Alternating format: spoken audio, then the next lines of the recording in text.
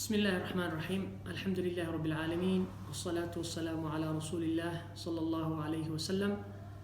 مقعي هو عبد الحفيد داهر علمي فيديو waxaan u duubnay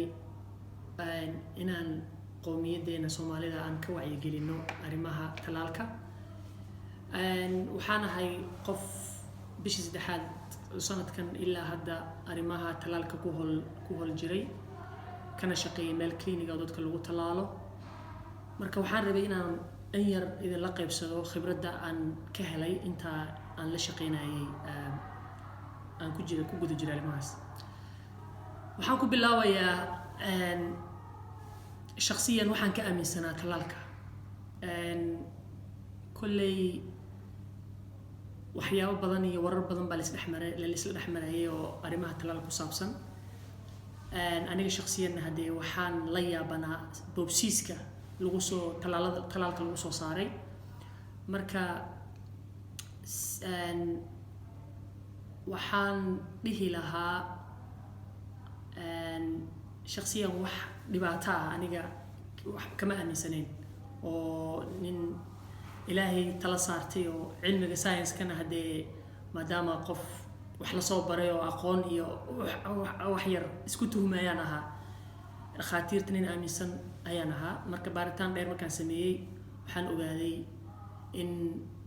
processka uu maray baaritaankii waxaas ay process fiican u ahaa sidii ayaanan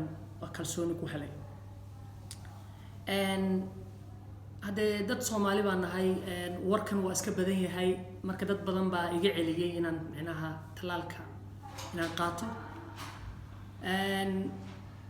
laakiin warkooda hadee maanan yeelin talaalka waan qaatay waxaana ugu weynaa qofka macnaha mucaaradka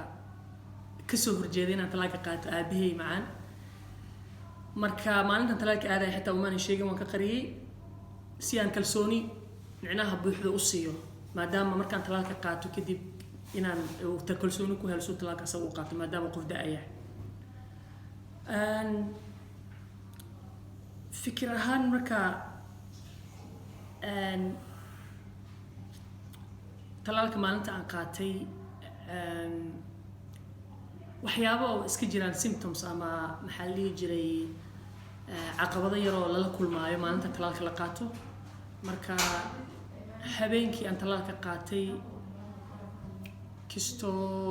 qandho yar iyo madax xanuun yar iyo jir xanuun yar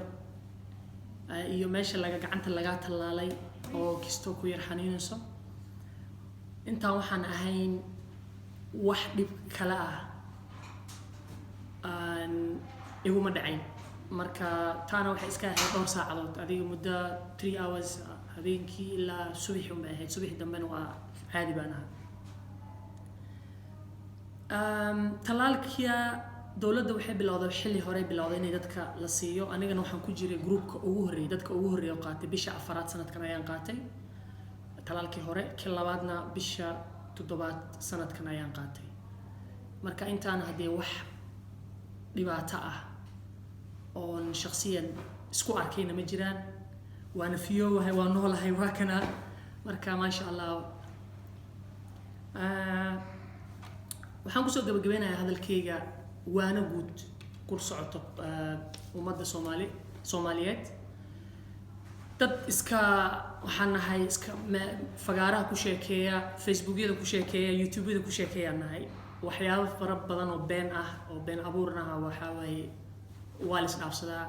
waxa kamid ah in la leeyahay haddaad istalaashid ma dhalaysid iyo haddaad istalaashid waxaa la dhihi jiray islaamihii waxa waaye uur ma qaadayaan